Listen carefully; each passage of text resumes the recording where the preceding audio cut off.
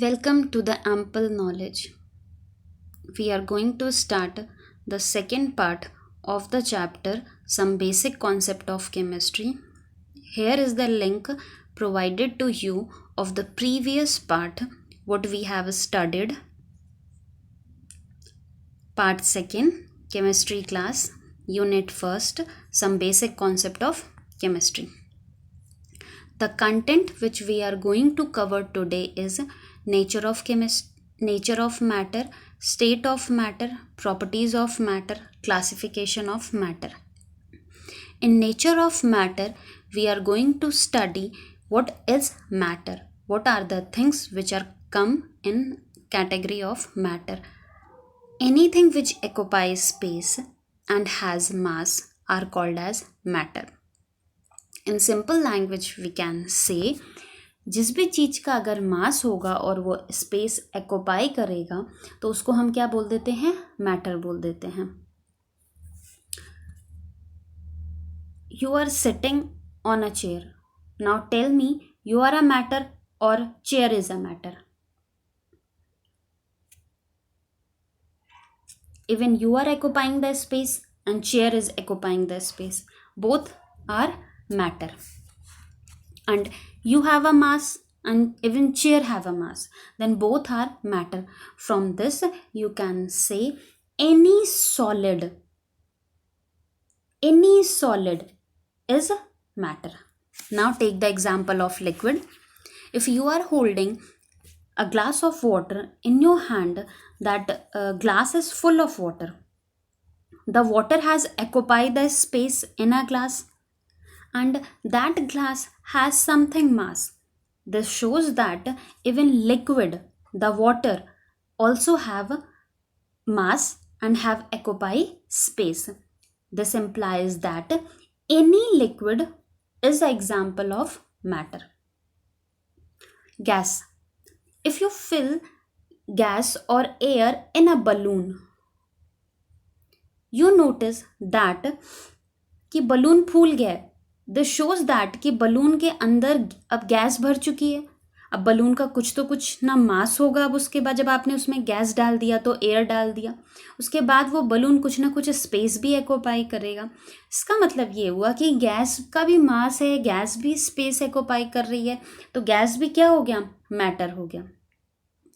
In example से हमें ये पता चलता है कि चाहे गैस हो, चाहे लिक्विड हो, चाहे सॉलिड हो, जो भी चीज़ का मास होगा और वो स्पेस को एक्यूपाई करेगी, उन सारी चीज़ों को हम क्या बोलते हैं, मैटर बोलते हैं.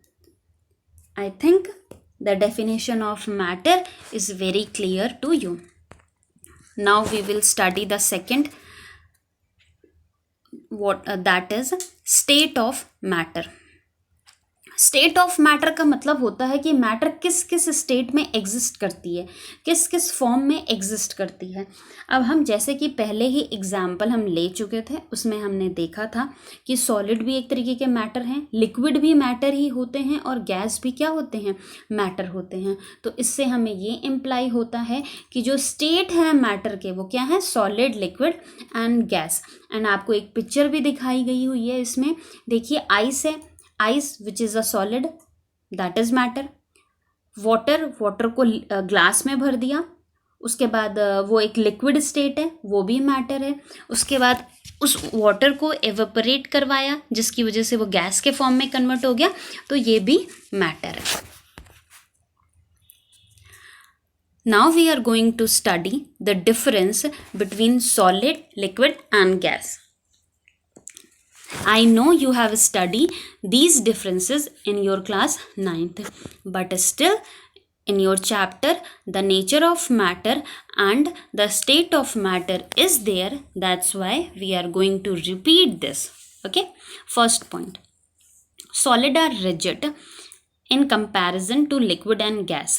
We know that solid are rigid. Solid जो होते हैं वो hard होते हैं comparison to liquid and comparison to gas. Next point, अब सॉलिड अगर हार्ड होंगे तो सॉलिड का एक डेफिनेट शेप होगा, डेफिनेट वॉल्यूम होगा, वेरी ऑब्वियस है एंड सबको पता है. यही चीज़ है लिक्विड में है। लिक्विड में क्या है, डेफिनेट उनका वॉल्यूम होता है लेकिन उनका डेफिनेट शेप नहीं होता। मान लो मैंने 1 लीटर पानी लिया, उस 1 लीटर पानी को अगर मैं ग्लास में डालूंगी तो वो ग्लास के शेप का एक्यूपाई कर लेगा। अगर मैं उसको मग में डालूंगी तो वो मग के शेप एक्यूपाई कर लेगा। अगर मैं उसको बकेट में डालूंगी तो वो बकेट का शेप एक्यूपाई कर लेगा। इस वजह से लिक्विड का कोई डेफिनेट शेप नहीं होता। गैस का ना ही डेफिनेट वॉल्यूम होता है, ना ही उनका डेफिनेट शेप होता है। Third point, solid particle have low kinetic energy. अब काइनेटिक एनर्जी, सबसे पहले हम काइनेटिक एनर्जी का फॉर्मूला देखते हैं। काइनेटिक एनर्जी का फॉर्मूला क्या होता है, हाफ mv²। अब देखो, अगर हम किसी भी ऑब्जेक्ट को देखते हैं तो ऑब्जेक्ट का जो मास होता है वो तो फिक्स होगा, वो तो चेंज नहीं हो सकता है। हाफ जो है उसको हम एज अ कांस्टेंट की तरफ ट्रीट कर लेते हैं। इसका मतलब ये हुआ कि जो काइनेटिक एनर्जी होता है वो कहीं ना कहीं डिपेंड करता है किस पे, वेलोसिटी पे। जो काइनेटिक एनर्जी होता है वो कहीं ना कहीं किस पे डिपेंड करता है, वेलोसिटी पे। जहाँ पे ये m क्या है, मास है, और v क्या है, वेलोसिटी है। ठीक है, अब देखो हमने एक बॉक्स ले लिया, मान लो उस बॉक्स में क्या है, पार्टिकल है। हमें पता है कि सॉलिड के जो पार्टिकल होते हैं वो बहुत ही पास होते हैं, या सॉलिड के जो एटम हैं, पार्टिकल हैं, जो भी आपको ठीक लगे, वो एटम है वो बहुत ही पास पास होते हैं। जब वो बहुत पास होंगे तो उनके बीच में कोई मूवमेंट पॉसिबल नहीं है। जब कोई मूवमेंट पॉसिबल नहीं है तो वेलोसिटी की वैल्यू क्या हो जाएगी, 0 हो जाएगी। और अगर v 0 हो गया, m कांस्टेंट है, हाफ एक कांस्टेंट ही है, तो अल्टीमेटली काइनेटिक एनर्जी क्या हो जाएगी, 0 हो जाएगी। अब अगर हम लिक्विड की बात करें, लिक्विड में क्या होता है, लिक्विड के जो पार्टिकल्स होते हैं उनके बीच में स्पेस होता है। अगर उनके बीच में स्पेस होता है तो जो पार्टिकल्स होते हैं लिक्विड के वो थोड़ा बहुत आगे पीछे मूव कर सकते हैं। अगर वो मूव कर सकते हैं तो इसका मतलब उनमें वेलोसिटी होगी। अगर वेलोसिटी की वैल्यू है थोड़ी सी, क्योंकि स्पेस थोड़ा है तो थोड़ी सी स्पीड होगी उनकी, जो थोड़ा सा स्पेस होगा उसकी वजह से उनमें थोड़ी सी काइनेटिक एनर्जी होती है। और गैसेस में क्या होता है, स्पेस बहुत ज़्यादा होता है पार्टिकल्स के बीच में। जब स्पेस बहुत ज़्यादा होगा पार्टिकल के बीच में तो पार्टिकल ईजिली बहुत अच्छे से ट्रैवल कर सकेंगे, एक दूसरे को कोलाइड कर सकेंगे, हिट कर सकेंगे, जिसकी वजह से उनकी वेलोसिटी क्या हो जाएगी, बहुत ज़्यादा हो जाएगी। और जब वेलोसिटी ज़्यादा होगी तो ऑटोमेटिकली काइनेटिक एनर्जी ज़्यादा हो जाएगी। अब हम यहाँ पे देखते हैं कि यहाँ पे क्या लिखा हुआ है। यहाँ पे लिखा हुआ है solid particle have low kinetic energy. Low kinetic energy क्यों है, आई होप आपको समझ में आ गया होगा। Liquid molecule have intermediate kinetic energy. Intermediate kinetic energy का यहाँ पे मतलब है कि लिक्विड की जो काइनेटिक एनर्जी होती है वो सॉलिड और लिक्विड के बीच की होती है। और गैस की बात करें, they possess very high kinetic energy. Gas की काइनेटिक एनर्जी बहुत ज़्यादा होगी। बहुत ज़्यादा क्यों होगी आपको बता दिया है मैंने, बट स्टिल मैं फिर से आपके लिए रिपीट कर देती हूँ, क्योंकि गैस के पार्टिकल जो होते हैं वो बहुत दूर दूर होते हैं, जिसकी वजह से उनके बीच में वेलोसिटी बहुत ज़्यादा होती है। और वेलोसिटी ज़्यादा होने की वजह से काइनेटिक एनर्जी अपने आप ज़्यादा हो जाती है। अब हम 4th पॉइंट पढ़ते हैं, solid can not be compressed. अब हमें पता है कि सॉलिड जब बहुत हार्ड होते हैं, उनके पार्टिकल बहुत पास होते हैं, तो उनको हम कंप्रेस नहीं कर सकते हैं। लिक्विड जो होते हैं उनके पार्टिकल के बीच में डिस्टेंस होता है, इस वजह से उनको हम थोड़ा सा कंप्रेस कर सकते हैं। इसी वजह से हम लिक्विड को आइस में कन्वर्ट कर लेते हैं। एंड गैस में बहुत ज़्यादा कंप्रेसिबिलिटी होती है, इसी वजह से हम गैस को कंप्रेस करके उसको हम CNG के फॉर्म में यूज़ करते हैं।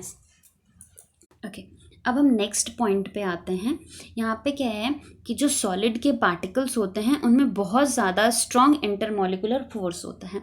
बहुत सिंपल सी बात है, अगर 2 लोग पास बैठे हैं तो वो अपने हाथ बहुत टाइटली पकड़ सकते हैं। ठीक है, बिल्कुल वही चीज़ सॉलिड में ले लो। सॉलिड में क्या है, जो पार्टिकल्स होते हैं सॉलिड के वो बहुत पास हैं। Look at this picture. हमने क्या किया, ये एक बॉक्स लिया और इस बॉक्स में सॉलिड के पार्टिकल रख दिया। ठीक, बिल्कुल पास पास। अब ये पार्टिकल पास होने की वजह से क्या होगा, बहुत ज़्यादा इनके बीच में स्ट्रॉन्ग इंटरमॉलिकुलर फोर्स हो जाएगा, बहुत तेज़ी से पकड़ के रखेंगे एक दूसरे को। और इसका सिंपल सा अपने आप सोच लो, अगर दो लोग पास पास में बैठे हैं तो वो बहुत टाइटली हाथ पकड़ लेंगे। बिल्कुल वही चीज़ होता है सॉलिड में, पार्टिकल एक दूसरे के बहुत पास होते हैं, इस वजह से उनके बीच में बहुत strong intermolecular force of attraction होता है। लिक्विड की बात करते हैं। लिक्विड में क्या होता है, जो पार्टिकल्स होते हैं उनके बीच में थोड़ा सा डिस्टेंस होता है। ये लिक्विड है। अब इनके बीच में थोड़ा थोड़ा क्या है, गैपिंग है, डिस्टेंस है। इसकी वजह से इसके पार्टिकल्स जो होते हैं लिक्विड के, वो ज़्यादा टाइटली एक दूसरे से नहीं बॉन्ड होते हैं, और उनके बीच में जो इंटरमॉलिकुलर अट्रैक्शन होता है वो थोड़ा सा वीक होता है। इंटरमॉलिकुलर स्पेस जो होता है वो थोड़ा सा ज़्यादा होता है। गैस के ले लो। अब हम गैस के देखते हैं कि गैस में क्या होता है। ये हमने एक बॉक्स लिया जिसमें हमने गैस के पार्टिकल को शो कर रखा है। अब देखो गैस के पार्टिकल के बीच में स्पेस कैसा है, ज़्यादा है। स्पेस ज़्यादा होने की वजह से क्या होता है कि ये पार्टिकल एक दूसरे को टाइटली बॉन्ड नहीं कर पाते हैं। वापस से हम रिपीट करते हैं ये पॉइंट।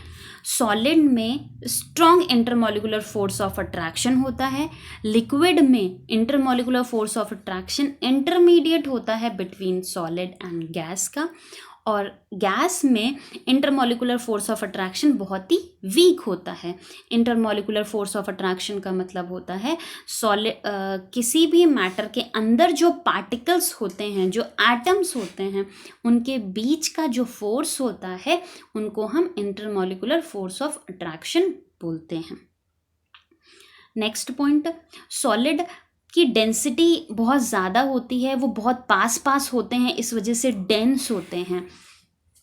लिक्विड का क्या होता है, इनकी जो डेंसिटी होती है वो सॉलिड और लिक्विड के सॉलिड और गैस के बीच की होती है। और गैस की जो डेंसिटी होती है वो बहुत ही कम होती है। ये सब के सब कहीं ना कहीं फैक्टर्स जो हैं वो डिपेंड करते हैं इस चीज़ पे कि सॉलिड के जो पार्टिकल्स होते हैं वो बहुत पास होते हैं, लिक्विड के पार्टिकल्स में थोड़ा सा स्पेस होता है, गैस के पार्टिकल में बहुत ज़्यादा स्पेस होता है। अब ये तो बहुत सिंपल है। नेक्स्ट पॉइंट क्या, सॉलिड कैन नॉट फ्लो। सबको पता है, कभी किसी ने चेयर या टेबल या क्या कहते हैं वॉल को फ्लो होते हुए नहीं देखा। तो जितने भी सॉलिड होते हैं वो फ्लो नहीं होते हैं। जो लिक्विड होते हैं उनके पास फ्लोइंग प्रॉपर्टी होती है, वो फ्लो होते हैं। जो गैस होते हैं उनके पास बहुत ज़्यादा फ्लोइंग प्रॉपर्टी होते हैं, वो बहुत ईजिली फ्लो हो जाते हैं। इसी वजह से evaporation of water is possible.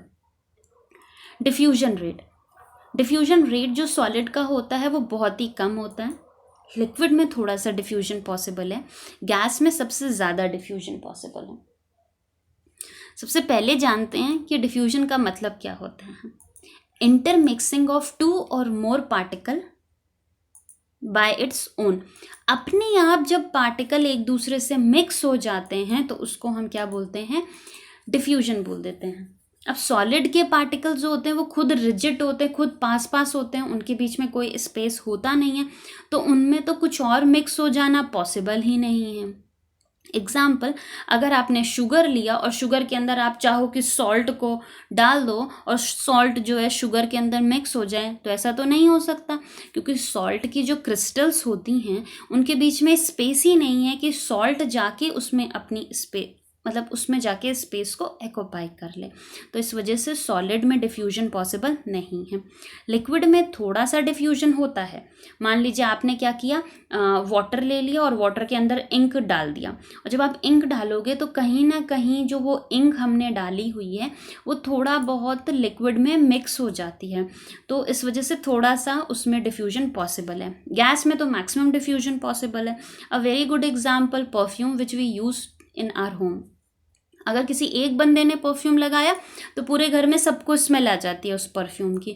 वो किस वजह से होता है, डिफ्यूजन की वजह से होता है। जैसे ही हम स्प्रे करते हैं उसमें से जो गैस निकलती है वो एटमॉस्फेयर की गैस से मिक्स हो जाती है, जिसकी वजह से उसकी फ्रेगनेंस दूर दूर तक स्मेल आ जाती है। This is because of diffusion only. I think difference between solid, liquid and gas is clear to you and you have understood all the points. Now we are going to see the interconversion between solid and liquid. Interconversion का मतलब है कि आपस में ही inter convert हो जाते हैं। होता तो एक ही फॉर्म है लेकिन वो फिर भी एक दूसरे से इंटर कन्वर्जन हो जाएंगे। अब सबसे पहले हम क्या एग्जाम्पल लेते हैं लिक्विड का और सॉलिड का। मान लो हमने क्या किया, आइस ट्रे लिया और आइस ट्रे में हमने वाटर डाला और उसके बाद हमने उसको फ्रिज में रख दिया। After certain time we will notice that water which we have kept in the fridge is converted in ice form. This is because the water which we have kept in ice, that is freezed, and this is called as freezing, and this process is also called as solidification. अब मान लो हम क्या करते हैं, इसका एक दूसरा example लेते हैं जिसमें हम सॉलिड को लिक्विड में कन्वर्ट करते हैं। हमने क्या किया, बटर लिया और बटर को हमने मेल्ट करने के लिए रख दिया, उसको हीट दिया हमने थोड़ा सा।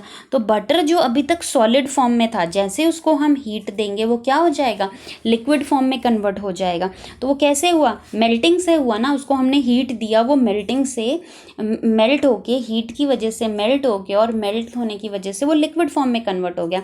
तो इसको हम क्या बोलते हैं, मेल्टिंग बोलते हैं। अब हमने लिक्विड लिया, अब हम क्या करेंगे, लिक्विड को गैस के फॉर्म में कन्वर्ट करेंगे।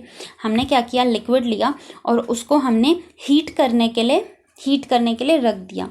तो आफ्टर सर्टेन टाइम क्या होगा, स्टार्टिंग में तो वाटर बस थोड़ा सा गर्म होगा, उसके बाद वो बॉईल होगा। बॉईल जब होने लगेगा तो उसके बाद उसमें एवेपोरेशन पॉसिबल होने लगेगी, वाटर जो होगा वो एवेपोरेट होने लगेगा। तो conversion of liquid into gas is called as evaporation. और जब हमें गैस को कन्वर्ट करना होगा लिक्विड में, तो इस प्रोसेस को हम क्या बोलते हैं, कंडेंसेशन। और ये आपने अपने घरों में बहुत आसानी से देखा होगा। मान लो हम क्या करते हैं, अगर हमने पानी गर्म किया और उसको हमने किसी प्लेट से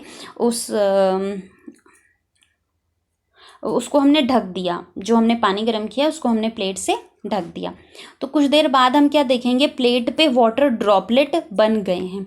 तो वाटर ड्रॉपलेट कैसे बनते हैं, वाटर जो गर्म था उसमें से वेपर्स निकली, वेपर्स जो गैस के फॉर्म में थी वो जाके प्लेट पे चिपक गई वो वेपर्स, उसके बाद वो वहाँ पे कंडेंस हो गई, जैसे उसका टेम्परेचर डाउन हुआ वो लिक्विड के फॉर्म में कन्वर्ट हो गई। तो इसको हम, वो कंडेंस हो गई, तो इस प्रोसेस को हम क्या बोलते हैं, कंडेंसेशन बोलते हैं। मतलब जब गैस कन्वर्ट होगी लिक्विड में तो इस प्रोसेस को हम कंडेंसेशन बोलेंगे। अब जब सॉलिड कन्वर्ट होता है, अब हम सॉलिड और गैस का कन्वर्जन देखेंगे। जब सॉलिड गैस में कन्वर्ट होगा तो इसको हम क्या बोलते हैं, सब्लिमेशन बोलते हैं।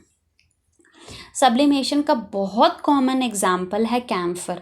कैम्फर मतलब कपूर। जो कपूर होता है, हमने उसको देखा, अगर हम उसको ऐसे ही रख दे घर में तो आफ्टर सर्टेन टाइम बाद वो कपूर क्या हो जाता है, वो अपने आप उड़ जाता है, मतलब गायब हो जाता है। ना वो नीचे कोई लिक्विड छोड़ के जाता है, जहाँ से वो, मतलब जिस प्लेस से वो गया है वहाँ पे ना कोई वाटर ड्रॉपलेट होती हैं। तो उसमें होता क्या है, सॉलिड जो होता है वो डायरेक्टली गैस में कन्वर्ट हो जाता है। तो इस प्रोसेस को हम क्या बोलते हैं, सब्लिमेशन बोलते हैं। एंड इवन नैप्थलीन बॉल, ये भी एक गुड एग्जाम्पल है सब्लिमेशन का। सेकेंड, जब गैस सॉलिड में कन्वर्ट होता है तो इसको हम क्या बोलते हैं, डिपोजिशन बोलते हैं। Now see the next chapter, now see this image which is next to you.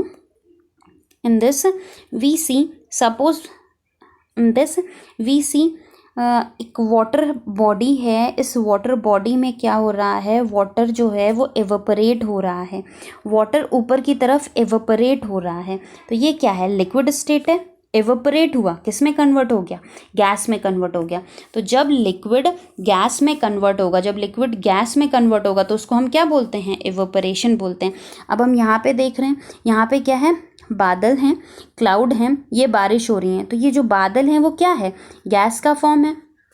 और ये किस में कन्वर्ट हो रहा है, जब बारिश हो रही है तो ये लिक्विड में कन्वर्ट हो रहा है। तो जब भी कन्वर्जन ऑफ गैस जो होगा वो लिक्विड में होगा तो इसको हम क्या बोलते हैं, कंडेंसेशन बोलते हैं।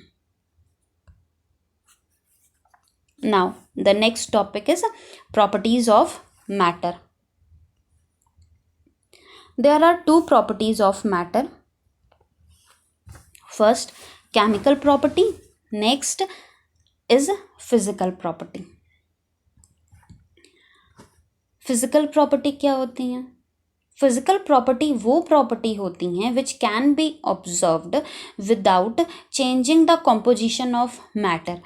एग्जाम्पल, हमने वाटर लिया, वाटर को हमने फ्रिज में डाल दिया, वो फ्रीज हो गया वाटर, तो ये क्या हुआ, उसका कॉम्पोजिशन कुछ नहीं चेंज हुआ.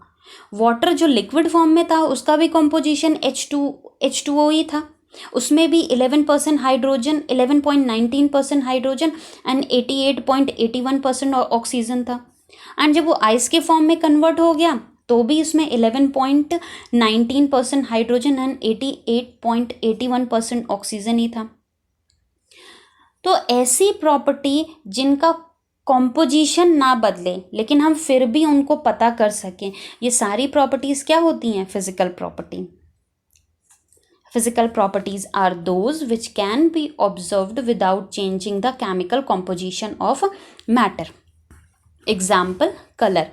Color जो होता है वो आप उसको, जो वाटर होता है उसको आप कहीं भी रखो वो ट्रांसपेरेंट ही रहेगा. Smell, that is also come in physical property only. Freezing point, boiling point, temperature, density, everything is a physical property. Chemical property. Now next is chemical property. Chemical properties are those which change the nature of the matter. Example, if we take a paper and that paper is burned, then you notice that that white color paper is converted into the black ash. Then this is called as chemical change.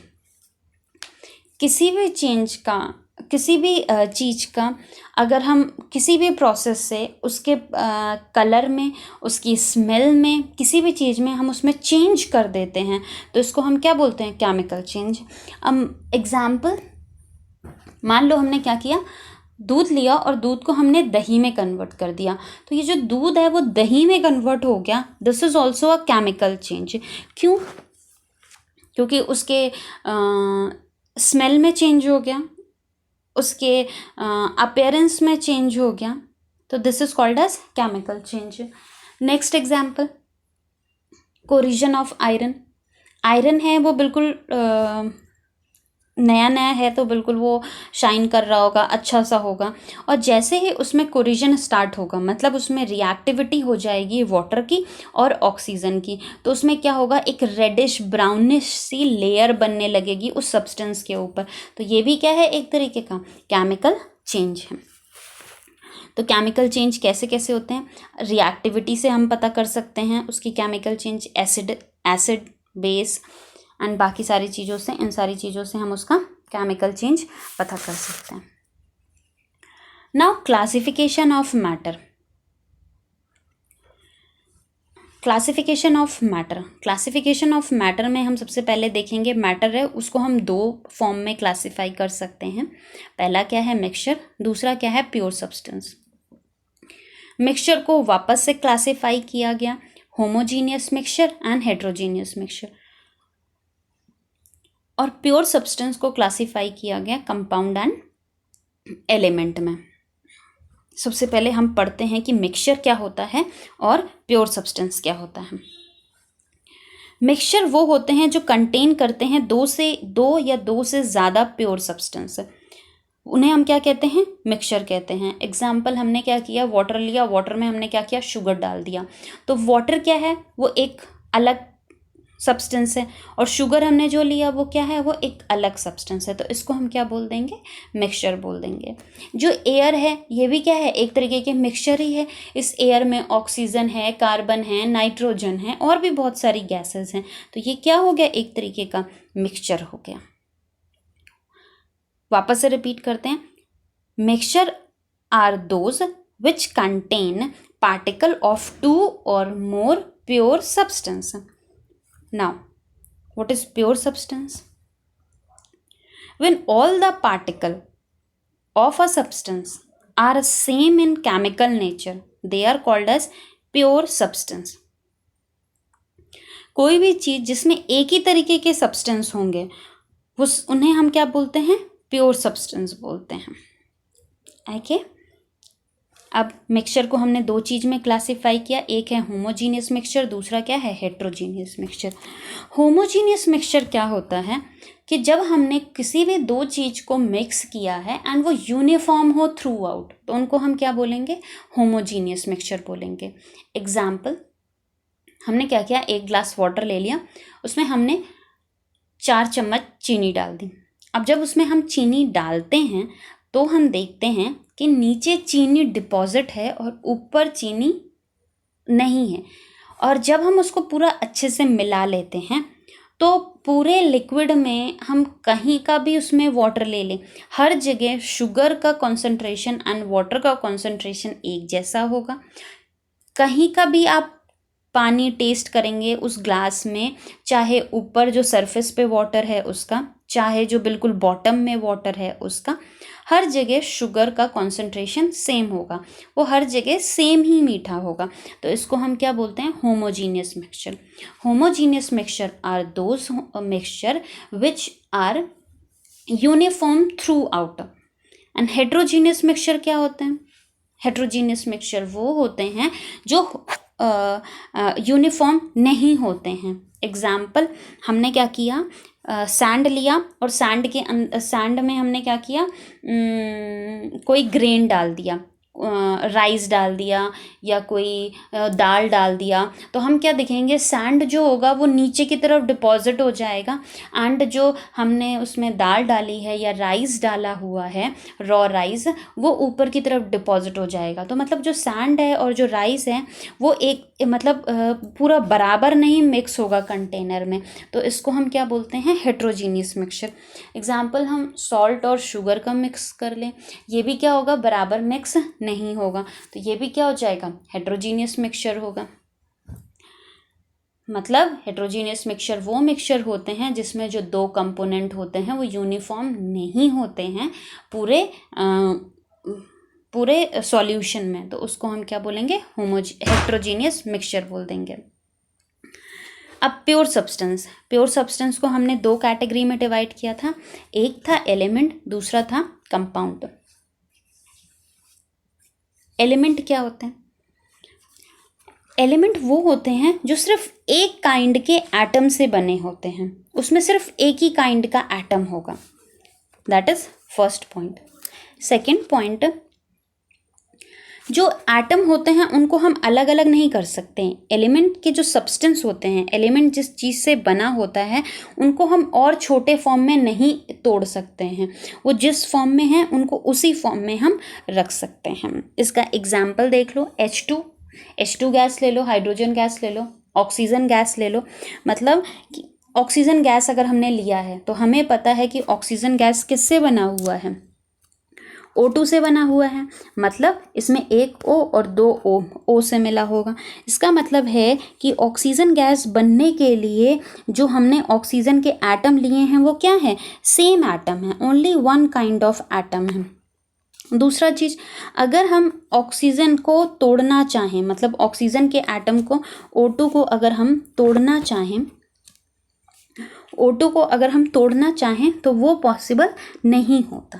Okay. अब हम पढ़ते हैं कि compound क्या होता है. Compound are made up of 2 or more different element. Compound जो होते हैं वो 2 और 2 से ज़्यादा अलग अलग एलिमेंट से मिलके बने होते हैं. Example, H2O. ये जो वाटर है कंपाउंड, ये 2 एलिमेंट से मिलके बना हुआ है. एक है हाइड्रोजन, दूसरा क्या है? ऑक्सीजन. और कंपाउंड में एक और चीज़ है कि जो 2 एलिमेंट मिले हुए हैं उनका फिक्स्ड रेशियो होगा. मतलब अगर आप एक ग्लास में जो वाटर लेंगे उसमें भी वाटर का जो हाइड्रोजन और ऑक्सीजन का रेशियो होगा वो यही होगा. और अगर हम एक बाल्टी पानी ले लें या पूरे समुद्र का ही पानी ले लो, हर जगह वाटर का जो कॉम्बिनेशन होगा वो किस रेशियो में होगा? 2:1 के रेशियो में ही होगा. एंड दूसरा पॉइंट हमने क्या पढ़ा था, एलिमेंट जो होता है उनको हम छोटे फॉर्म में तोड़ नहीं सकते हैं, लेकिन जो कंपाउंड होता है उनको हम छोटे छोटे फॉर्म में तोड़ सकते हैं, उनको सिंपलर टाइप में हम उनको तोड़ सकते हैं। इसका मतलब हुआ कि एलिमेंट में क्या होता है, splitting is not possible, and इसमें क्या हो जाता है, स्प्लिटिंग पॉसिबल हो जाता है। I hope you have liked my video, and please subscribe and share. Thank you.